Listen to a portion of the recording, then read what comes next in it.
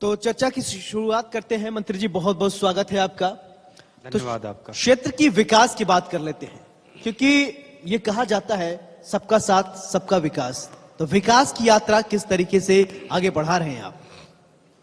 देखिए, 2014 में जब आदरणीय नरेंद्र मोदी जी के नेतृत्व में भारतीय जनता पार्टी की सरकार केंद्र में बनी, तब से लेकर आज तक 2017 में उत्तर प्रदेश में आदरणीय योगी आदित्यनाथ जी मुख्यमंत्री बने और दोबारा 2022 में मुख्यमंत्री बने जी। तब से लेकर आज तक पूरे ब्रज क्षेत्र ही नहीं, पूरे देश भर में जो योजनाएं चल रही हैं वो पूरा देश के गरीबों के लिए समर्पित हैं, देश के वंचित समाज के लिए समर्पित हैं।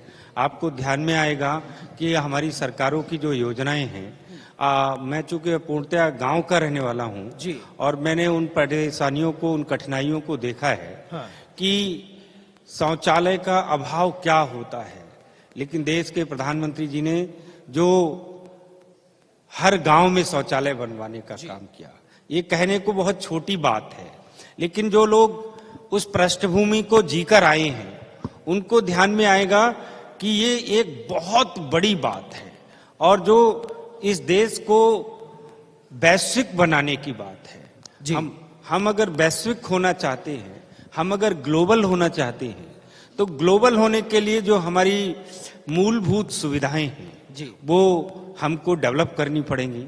तो आजादी के 70 वर्षों तक लोगों ने इस पर सोचा नहीं, लोगों ने इस पर, जो सरकारें पूर्ववर्ती रहीं उन्होंने इस पर काम नहीं किया, लेकिन हमारी सरकार ने काम किया है। कोविड के दौरान अगर आपको ध्यान में आएगा, सरकार की जो योजनाएं थी, अनाज वितरण की योजना हो चाहे दूसरी योजना हो, हमारे किसान सम्मान निधि के माध्यम से जो किसान हैं उनके लिए किस तरह से एक बड़ा लाभ हो रहा है। हमारे अभी यहीं पड़ोसी जिला बदायूं से लेकर एक बड़ा एक्सप्रेसवे, गंगा एक्सप्रेसवे यहाँ से बनना है, जिससे निश्चित रूप से हमारे ब्रज में खुशहाली आएगी, हमारे ब्रज का डेवलपमेंट होगा। तो ऐसी हमारी तमाम योजनाएं हैं जिससे हम लोग इस क्षेत्र में जो ब्रज के हमारे 19 जिले हैं उनमें हम विकास की एक गंगा बह रही है। आशीष जी।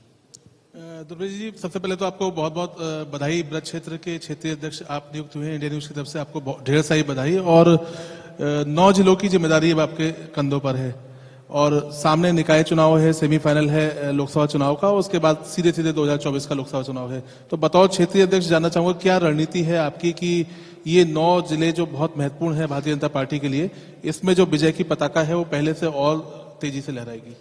बहुत बहुत धन्यवाद आशीष जी। थोड़ा सा मैं संशोधन करूंगा कि हमारे ब्रज में सरकारी 12 जिले हैं, 9 नहीं हैं। संगठनात्मक रूप से हमने उनको 19 जिलों में डिवाइड किया हुआ है। तो ऐसे 19 जिलों का ये क्षेत्र है और इसमें भारतीय जनता पार्टी में मैं लंबे समय से काम कर रहा हूँ, तमाम अलग अलग दायित्वों पे रहते हुए। अभी भारतीय जनता पार्टी ने मुझे इस ब्रज क्षेत्र का अध्यक्ष बनाया है। जहाँ तक 2024 की बात है और अभी होने वाले जो नगर निगम के चुनाव हैं, तो उसके संबंध में मैं ये कहना चाहता हूँ, मेरे ब्रज क्षेत्र में 6 नगर निगम हैं, 39 हमारी नगर पालिकाएं हैं और 13 लोकसभाएं हैं। लेकिन हमारा जो संगठन है वो साल में 12 महीने काम करता है, दिन में 24 घंटे हमारा वर्कर काम करता है। दूसरे दल जो हैं वो केवल चुनाव के समय काम करते हैं। भारतीय जनता पार्टी के नेता हों चाहे कार्यकर्ता हों, वो हमेशा काम करते हैं, जनता के बीच रहते हैं। दूसरा जो हमारा संगठन है भारतीय जनता पार्टी का, वो संगठन बूथ लेवल पर हम लोगों ने बहुत मजबूत बनाया हुआ है। और मजबूत होने के साथ साथ जो हमने कहा कि सबका साथ, हमने उसको सबको उस कमेटियों में सबको लिया हुआ है।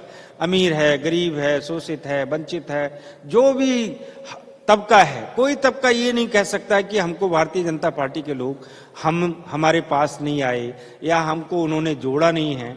हमने भारतीय जनता पार्टी में सभी लोगों को जोड़ा हुआ है।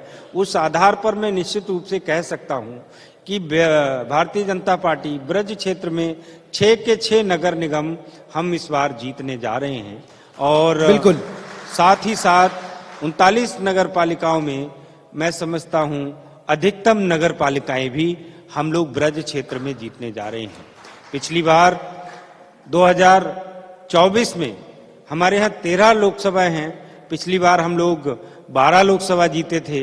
मेरा लक्ष्य है इस बार ब्रज, और लक्ष्य नहीं, मेरा विश्वास और भरोसा है अपने कार्यकर्ताओं के बलबूते पर और देश के प्रधानमंत्री आदरणीय नरेंद्र मोदी जी के नेतृत्व पर, उन पर जनता का जो भरोसा है, जो उन पर जनता का विश्वास है, मैं निश्चित रूप से कह सकता हूं इस बार हम लोग 13 की 13 लोकसभा सीटें ब्रज क्षेत्र की जीतेंगे और उत्तर प्रदेश में 80 लोकसभा सीटें जीतने का काम हम लोग करेंगे। आपने कहा, आशीष जी ने एक सवाल पूछा और आपने चर्चा की शुरुआत में कहा कि मैं ग्रामीण क्षेत्र से संबंध रखता हूं।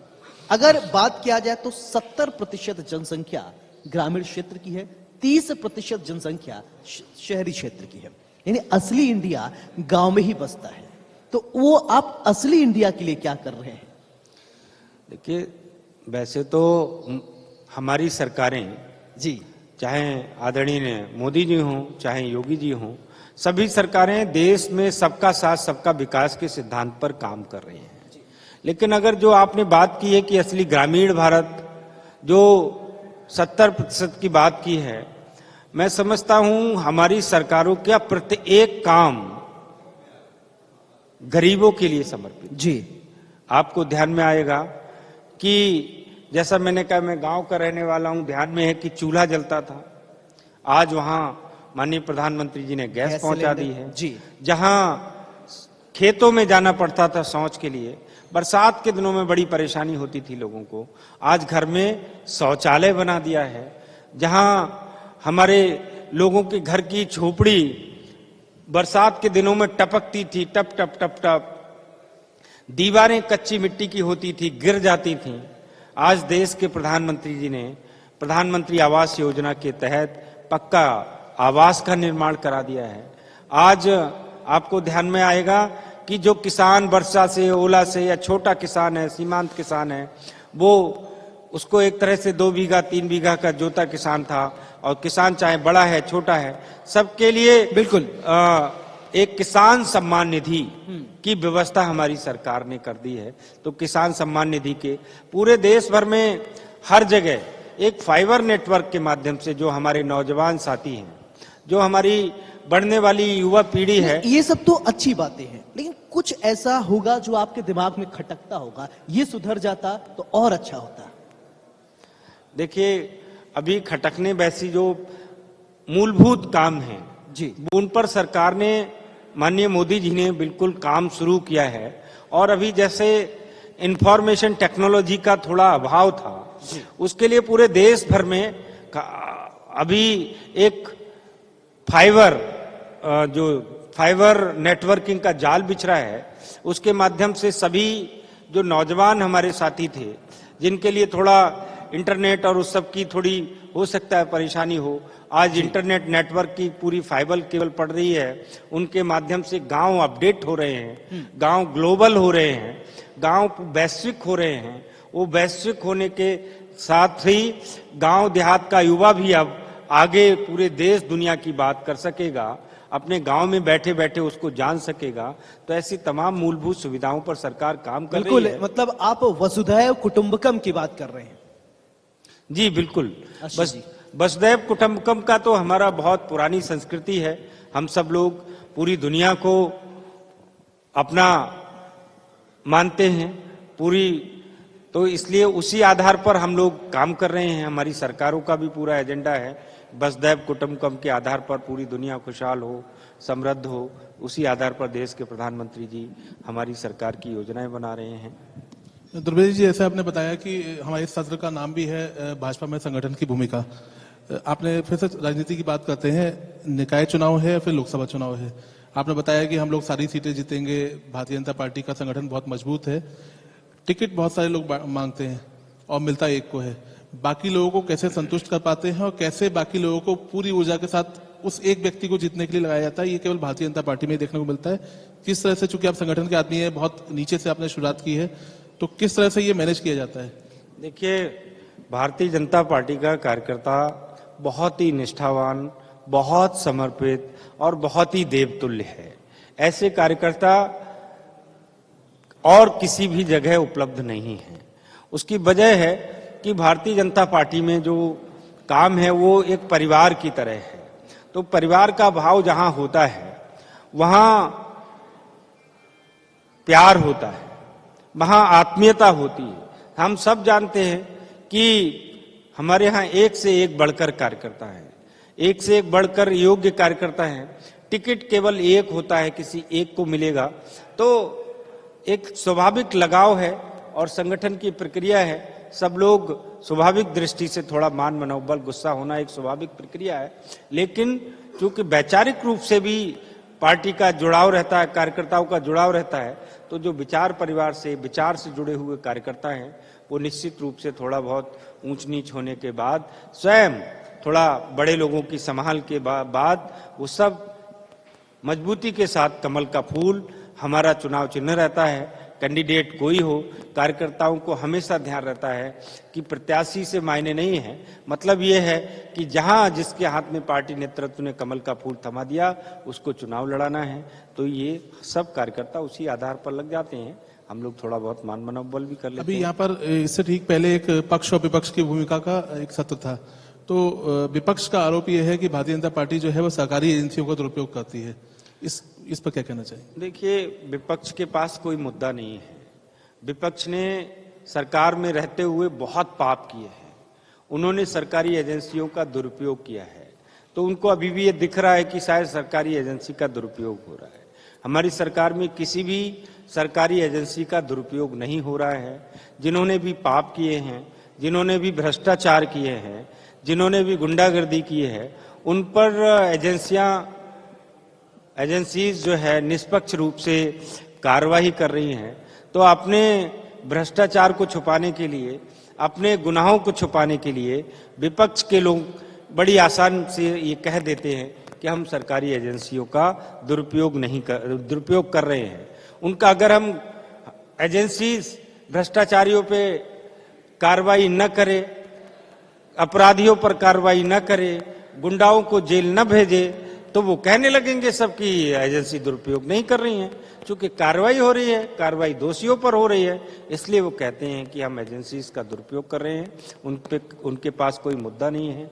जनता की नज़र में उनके चेहरे बेनकाब हो गए हैं, जनता का भरोसा उन पर उठ गया है, क्योंकि देश में एक ऐसा नेता, करिश्माई नेता, मैं कहूँगा गरीबों का मसीहा, मैं कहूँगा वंचितों का मसीहा, मैं कहूँगा हर वर्ग का मसीहा देश के प्रधानमंत्री आदरणीय नरेंद्र मोदी जी के रूप में मिला है। नौजवानों के चहेते हैं, वो पूरी ग्लोबल लीडरशिप में एक वैश्विक नेता के रूप में उभरे हैं, लोकप्रिय नेता के रूप में हैं वो। तो ऐसे प्रधानमंत्री जी पर भरोसा है। और ये जो विपक्ष है, इनके पास कोई मुद्दा नहीं है। एजेंसी बिल्कुल सही काम कर रही हैं। भ्रष्टाचार मुक्त भारत की ओर देश के प्रधानमंत्री जी के नेतृत्व में हमारी सरकारें बढ़ रही हैं। उत्तर प्रदेश में भय मुक्त उत्तर प्रदेश के रूप में हमारी पहचान बन रही है आदरणीय योगी जी के रूप में। तो इसलिए उनका ये आरोप बिल्कुल निराधार है। क्या आप मानते हैं राजनीति में आना कांटों पे चलने के बराबर है? कहते हैं कि राजनीति में जो आ जाता है उसका जो व्यक्तिगत जिंदगी है वो खत्म हो जाती है, ऐसा है क्या? देखिए, अब इस बात को तो कहना क्या है, हालांकि सार्वजनिक जीवन में शुरू से ही सेवा भाव ज्यादा रहता है। और हाँ, पब्लिक लाइफ में एक बात जो मुझे समझ में आई, चूंकि आज के दौर में सबसे ज्यादा अपेक्षाएं अगर किसी से हैं तो वो नेताओं से हैं जी। तो इसलिए जब सबसे अपेक्षाएं ज्यादा हैं तो स्वाभाविक रूप से उसकी पर्सनल लाइफ तो थोड़ा पीछे रहती है, और रहनी भी चाहिए। जब आप सामाजिक रूप से देश या समाज के लिए समर्पित है तो आपका व्यक्तिगत ज्यादा रहता नहीं है। फिर आपको आपकी प्राथमिकता रहनी चाहिए कि किस तरह से जो आपको ईश्वरीय कार्य मिला है, ये जो जनता की सेवा करना है, ये भी एक तरह का ईश्वरीय कार्य है। आज आपको देखेंगे कि देश के प्रधानमंत्री लगातार 24 घंटे में मुझे लग रहा है 20 घंटे 22 घंटे काम करते हैं। तो ऐसा इसलिए है कि वो अपनी ये जिम्मेदारी समझते हैं कि हम देश की जनता की सेवा करें, ये एक ईश्वरीय कार्य है। तो इसमें व्यक्तिगत लाइफ तो थोड़ी बहुत जरूर डिस्टर्ब होती है, मैं कहूँगा कई बार तो बहुत ज़्यादा डिस्टर्ब होती है। आजकल मैं भी इस दौर से गुजर रहा हूँ, नया नया बना जी। हूँ। लोग 1-1, 2-2 बजे तक घर पे आ जाते हैं, सुबह 5 बजे भी आ जाते हैं मिलने जुलने वाले, तो थोड़ा देखिए, डिस्टर्बेंस जब तो नए जैसे आप कह रहे हैं कि नया नया बना हो, तो इस नए शब्द से एक सवाल मेरा ये, संघर्ष बहुत ज्यादा होता है, चैलेंजेस बहुत ज्यादा होते हैं, क्योंकि उस समय अपने आप को प्रूव करना होता है कि आई एम गुड। देखिए, चुनौतियां तो हमेशा से रहती हैं, लेकिन नयापन से, जैसे मैंने कहा मैं नया हूं, मैं इस पद के लिए नया हूं, जी। लेकिन राजनीति के लिए नया नहीं हूं। जी, उसी पद मैं के लिए संगठन उसी कार्य पद के के लिए लिए नया नहीं हूं। पिछले 28 वर्षों नहीं से नहीं, वो तो मैं समझ रहा हूँ, लेकिन उस पद के लिए मैं बात कर रहा था, वो मैं आपको जी, देख के चुनौतियां जानता तो हूं। हैं, और उन चुनौतियों को सहज रूप से है, और ज्यादा बड़ी चुनौती इसलिए नहीं। हमारे यहाँ दायित्व तो किसी एक को मिलता है, लेकिन पूरी टीम स्पिरिट के साथ काम करते हैं। जी। कार्यकर्ताओं की एक लंबी तगड़ी फौज रहती है, और सब उसमें मिलकर काम करते हैं। अकेला कोई कुछ कर नहीं पाता है। जी। तो इसलिए ज्यादा तनाव या ज्यादा चुनौती की बात नहीं है। हम सब लोग टीम स्पिरिट के साथ अपने संगठन की गति को आगे बढ़ा लेते हैं, और आगे बढ़ा लेंगे। थोड़ी बहुत जो चुनौतियां रहती हैं उनको भी पार कर लेंगे। आशीष जी। जी, दुर्बेश जी, ये बताइए कि लगातार आप दौरा कर रहे हैं। अभी तक देखा जा रहा था जो मुरादाबाद, संभल और जो इधर की बेल्ट है, वहां पर भारतीय जनता पार्टी का जो लोकसभा और बाकी सीटों पर प्रदर्शन था, वो कमजोर दिखाई दे रहा था। उसी को लेकर भारतीय जनता पार्टी ने एक ओबीसी कार्ड को खेलते हुए भूपेंद्र सिंह चौधरी जी को प्रदेश अध्यक्ष बनाया है। अब पिछड़ी जाति से ही आपको क्षेत्रीय अध्यक्ष बनाया गया है। किस तरह की रणनीति रहेगी? जो कमजोर सीटें हैं, यहाँ पर संभल है, अमरोहा है, मुरादाबाद है, यहाँ पर जो पहले से प्रदर्शन था भारतीय जनता पार्टी का, वो अब पहले से सुधर पाए? देखिए, आदरणीय प्रदेश अध्यक्ष जी को भारतीय जनता पार्टी का प्रदेश अध्यक्ष बनाया गया है। तब से लेकर अब तक लगातार उत्तर प्रदेश में संगठन का स्वरूप बढ़ रहा है। वो एक बहुत ही जमीनी नेता हैं। हमारे जो प्रदेश अध्यक्ष आदरणीय चौधरी भूपेंद्र सिंह जी हैं, पश्चिम और पूरे उत्तर प्रदेश के बारे में उनकी बहुत ही व्यापक पकड़ है। बूथ स्तर तक के कार्यकर्ताओं के नाम वो जानते हैं। तो निश्चित रूप से उनके बनने के बाद उत्तर प्रदेश में एक बहुत ही खुशी की लहर है, और बहुत ही हर वर्ग में, और जो चुनौतियां हैं वो निश्चित रूप से चुनौती नहीं, अब खत्म वो चुनौतियां हो जाएंगी। और वो एक बहुत अच्छे संगठन करता है, वो एक बहुत अच्छे कुशल रणनीतिकार हैं। तो निश्चित रूप से मैं कह सकता हूँ, संभल हो, मुरादाबाद हो, या पूरे उनके नेतृत्व में हम पूरे उत्तर प्रदेश में 80 की 80 लोकसभा जीतेंगे। और मैं निश्चित रूप से दावे से कह रहा हूँ कि ब्रज में हमारी 13 लोकसभा हैं, 13 की 13 लोकसभा उनके नेतृत्व में हम लोग जीतेंगे। जहां तक जाति का प्रश्न आपने किया है, चूंकि मैं आदरणीय भूपेंद्र जी को भी जानता हूं, और बहुत पहले से मैं जानता हूं कि वो बहुत निचले स्तर के कार्यकर्ता हैं। वो मैं समझता हूं वो भी बूथ स्तर से उन्होंने पार्टी का काम शुरू किया। मैं भी बहुत निचले स्तर से भारतीय जनता पार्टी में काम कर रहा हूं। तो हम सब लोग बहुत पार्टी की शुरुआती वर्कर हैं, और आज भी हमारा वर्किंग जो कार्यकर्ता भाव है वो बना हुआ है। हमें लग नहीं रहा है हम कुछ बन गए, हमको लगता है हम कार्यकर्ता हैं, काम करना है तो उस काम को करेंगे। और ये खूबसूरती केवल भारतीय जनता पार्टी में ही है कि एक सामान्य कार्यकर्ता प्रदेश अध्यक्ष बन सकता है, एक सामान्य कार्यकर्ता राष्ट्रीय अध्यक्ष बन सकता है, एक सामान्य कार्यकर्ता देश का प्रधानमंत्री बन सकता है, ये सामान्य कार्यकर्ता देश का राष्ट्रपति बन सकता है। और किसी दल में नहीं है, दूसरे दल में किसी पार्टी का अध्यक्ष बनने के लिए किसी परिवार विशेष का मुखिया होना पड़ता है। दुर्बेश जी, बहुत ज्यादा हमारे पास वक्त नहीं है। लास्ट के 30 सेकंड में आप अगर अपने आवाम को कुछ संदेश देना चाहते हैं इस मंच के जरिए तो आप दे सकते हैं। 30 सेकंड आपके पास है सिर्फ। मैं सभी से कहना चाहता हूं कि आज पूरा देश भारतीय जनता पार्टी की सरकार के नेतृत्व में, देश में आदरणीय नरेंद्र मोदी जी के नेतृत्व में, उत्तर प्रदेश में योगी जी के नेतृत्व में बहुत मजबूती के साथ आगे बढ़ रहा है, और देश आगे बढ़ रहा है। आप सब लोगों से जो भी हैं उनसे मेरा अनुरोध है कि इस यात्रा में अपना सहयोग बनाएं। धन्यवाद। तो सबका बहुत बहुत धन्यवाद साथ, सबका विकास चल रहा है। दुर्बेश जी ने यही कहा है, और इसी के साथ यहां रुकेंगे एक छोटे से ब्रेक के लिए। इंडिया न्यूज उत्तर प्रदेश उत्तराखंड पर खबरों का सिलसिला लगातार जारी है। नमस्कार।